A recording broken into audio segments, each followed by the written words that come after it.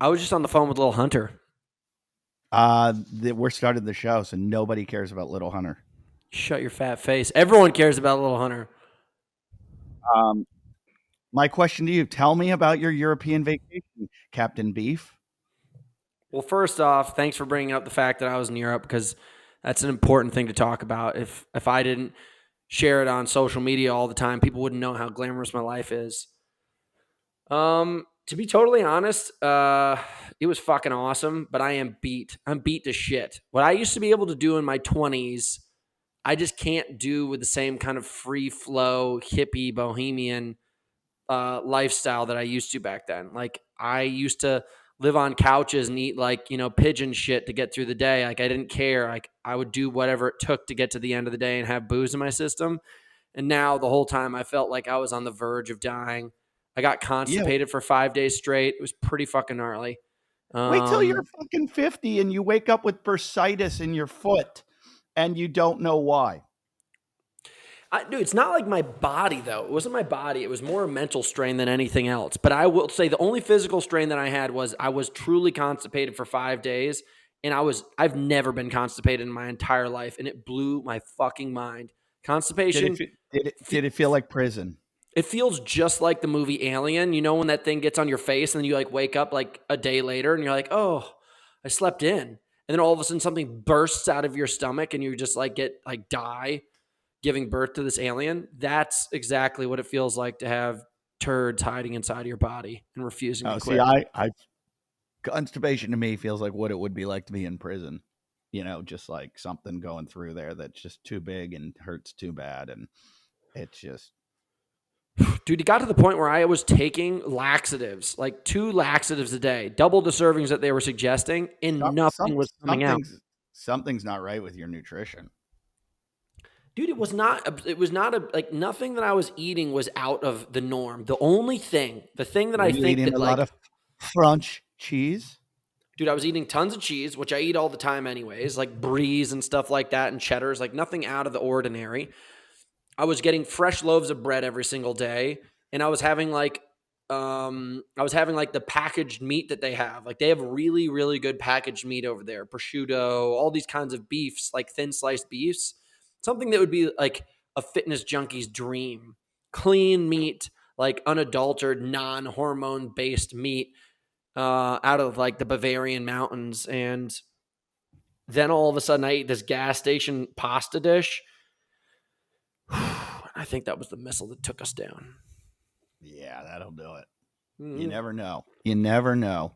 I have had some horrible experiences overseas. I think your body, is used to certain things, and then you get to, a different country, and all of a sudden your body's like, no, I don't know this one. I've never been here. What are you putting in me? And your body freaks out. Yeah. I mean, I beat the shit out of myself. I did things that I should not have been doing at the level of intensity that was like that. Like, we started out with a supplement tour, and it was almost as if we were like in a rock band on tour. Every single day, we'd wake up at 5 to 6 a.m. We'd train, then we'd go drive 2 to 4 hours to a town, eat some food, train again, and then we'd host our event, and then we'd teach people, and then we'd train again. And then we'd have like a couple beers, and then we'd get to a hotel at 11 o'clock at night. And we repeated that for like 6 to 8 days. Who all was with you? My 2 partners for the European market. I got Tom Hogan. He holds the world record with me, and he's like the fittest man in Ireland. So he holds doubles high rocks world record with me. And then I got my buddy George, who's a really popular trainer out of London. And I was like, hey guys, like, why don't we just chuck in on getting some supplements in the UK and just start the business up over there, and we'll just run it for a year and see what happens. And if it's a total flop, like, what's the worst thing that happened? We tried something together for a year, and if it does well, we end up rich and we have a fucking great time. I've heard it's very difficult though to get a supplement into, because especially with Brexit, all these different countries and all the different things that you have to do. And Brexit's retarded. Like, I do not know what the fuck they were thinking. Every single business in the UK, except for probably like a couple of people who fully lobbied for Brexit, are suffering for it. the amount of tax that you're getting on both sides, the amount of businesses that don't want to be associated with the UK because of what they did. It's just a fucking mess. So that's why we started the business out of Ireland. And the process of buying supplements in Ireland and the turnover time is so much faster than the United States. Like I'm buying units of 1,000 and they're done in 6 weeks. And there's no minimum order buy. I could buy 200 if I wanted to, and they just get it done. Here in the United States, I'm dealing with companies that are just the biggest pieces of shit. Like they do not care about the little man at all. They're like, yeah, your minimum order is 2,500 units and it's more expensive than the last time you bought it. And we don't give a flying fuck that you're just starting your business. You either pay or we get somebody else to pay. And that's the way they communicate. Over in Ireland, they're just like so pumped to have business. They're awesome people, quick turnover, great quality supplements. They do everything and they'll bend over backwards to create a good business partnership with you. So I think I'm just going to focus on my business growing over there. Well, I don't know if that's a good thing. I think America is kind of like your Madison Avenue shop that you got to keep it going, even though it's losing you money because it's where you get your profile.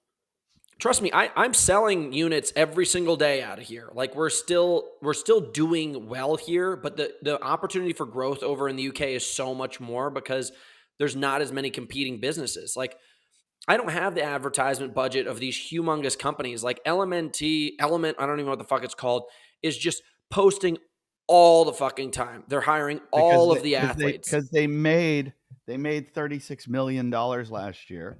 Yeah. And so they can afford to buy it. It's what I'm drinking right now. Don't get me wrong. They're a good product. Don't get me wrong. But getting the entire world to believe that all of a sudden electrolytes, which have existed for fucking forever, is now the thing that's saving everybody's athletic endeavors. It's not true. I'm just going to shoot you guys straight. I'm not going to argue. I'm not going to argue the athletic endeavors, but I am going to argue the nutritional benefits. If you're eating, because I am, if you're eating a ketogenic diet, which let's say I'm going to. Dude, I guarantee. I'm just going to tell you right now. You're telling me you're eating all of your meat raw with no spices or salt or seasoning on it at all? Hear me out. I'm eating a nutrient dense diet. That's what I'm trying to get. So I'm trying to get all my nutrients and not eat wasted food or wasted calories. So I'm eating a low carbohydrate. I eat a lot of vegetables, but I don't eat as many as I should. And I don't eat, but I do eat a lot of protein. Help me out here. Are you trying to suggest that every carbohydrate-based thing that you eat is pumped full of electrolytes? Because LMNT is no. You obviously don't understand what you're talking about. What happens? What are you talking about? The carbohydrate. When you eat carbohydrates, they allow you to retain water in your cells. Whereas if you're not eating carbohydrates, they leave your cells. So you need the sodium to keep the water in your cells. Dude, you don't get what I'm trying to say.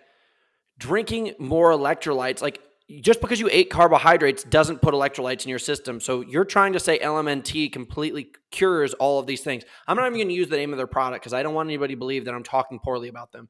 Taking electrolyte supplements doesn't all of a sudden cure all of your issues, is my point.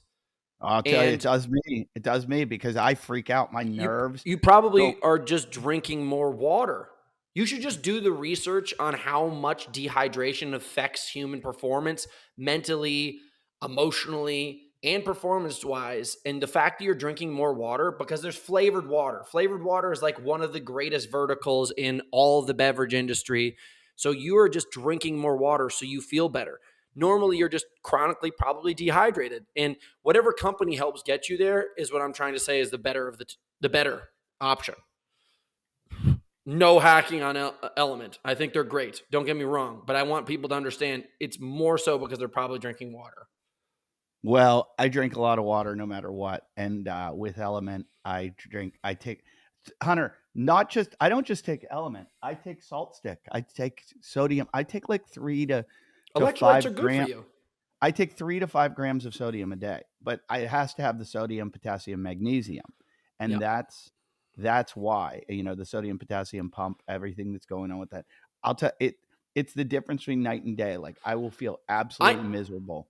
I know the Miserable. founder of Salt Stick. And Salt Stick was the first to industry with this kind of product. And I don't think they ever got nearly as big as Element has been. It's what I was trying to say also to you about essential amino acids. It's just a new marketing ploy to sell more product. It's not like electrolytes have all of a sudden just become important to people's existence. They've been around forever, and there's been companies selling them forever, just like essential amino acids have been around forever, and they've been selling them forever. But what marketing companies do, everyone's like, wait a second, let's try this. And then they dump all of their forces into selling it, and it does really well. Don't get me wrong. You tell a good story, people are going to sit down and listen, and they're going to buy whatever the fuck you're selling.